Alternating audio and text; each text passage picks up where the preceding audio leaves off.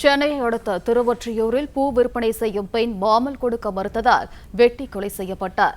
இதனை தடுத்த கணவருக்கும் அரிவாள் வெட்டு விழுந்துள்ளது. இதுகுறித்தான முழு விவரங்களுடன் இணைகிறார் செய்தியாளர் கதிரவன்.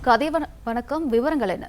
சென்னை திருவொற்றியூர் வடிவடைமன் கோவில் அருகே உள்ள சன்னதி தெருவில் கௌரி என்பவர் பூ மற்றும் பழ வியாபாரம் செய்து வருகிறார். அவர் கணவரோடு நாம் வியாபாரம் செய்து கொண்டிருந்த போது அதே பகுதியை சேர்ந்த பர்மா சேகர் என்பவர் கௌரியிடம் பணம் கேட்டு உள்ளார். தர மறுத்த கௌரியை மறைத்து வைத்திருந்த கத்தியை எடுத்து தலைமுடியை பிடித்து கழுத்து மற்றும் கை பகுதியில வெட்டியிருக்கிறார். படுகாயமடைந்த கௌரி சம்பவ இடத்திலே உயிரிழந்திருக்கிறார். கௌரியின் அலற சத்தம் கேட்டு வந்த அவரது கணவரையும் கை மற்றும் தலையில் வெட்டியிருக்கிறார்.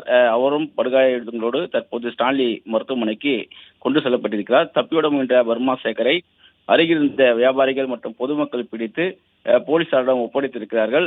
கொலை செய்த பர்மா சேகர் கூலி வேலை செய்து வருகிறார். இவர் அடிக்கடி அந்த பகுதி குடிப்பதற்காக வியாபாரியிடம் பணம் கேட்டு மிரட்டுவதாகவும் கொலை சம்பந்தமாக பர்மா நகர் சேகரை காவல்நிலையம் அழைத்து சென்று திருவொற்றியூர் போலீசார் தற்போது விசாரணை மேற்கொண்டு வருகிறார்கள்.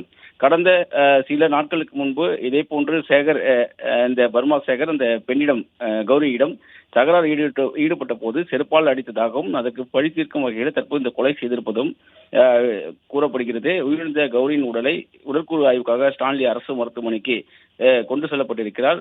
பொதுமக்கள் அதிகம் இருக்கக்கூடிய பகுதியில பணம் கேட்டு தர மறுத்த ஒரு பெண்ணை கத்தியால் கழுத்தை அறுத்து படுகொலை செய்யப்பட்ட சம்பவம் அதிர்ச்சியை ஏற்படுத்தியிருக்கிறது. தடுக்க வந்த கணவரின் தலை மற்றும் கையால் கத்தியால் வெட்டியிருக்கிறார்கள். இது குறித்து அந்த பகுதியில் இருக்கக்கூடிய பொதுமக்கள் அதிர்ச்சி அடைந்திருக்கிறார்கள். தற்போது அந்த சேகரிடம் தொடர் விசாரணையில் நடைபெற்று வருகிறது. பர்மா சேகர் தற்போது மது போதையில் இருப்பதனால முறையான தகவல்கள் கிடைக்கப்படவில்லை என்றும் காவல்துறை சார்பாக தெரிவிக்கப்பட்டிருக்கிறது.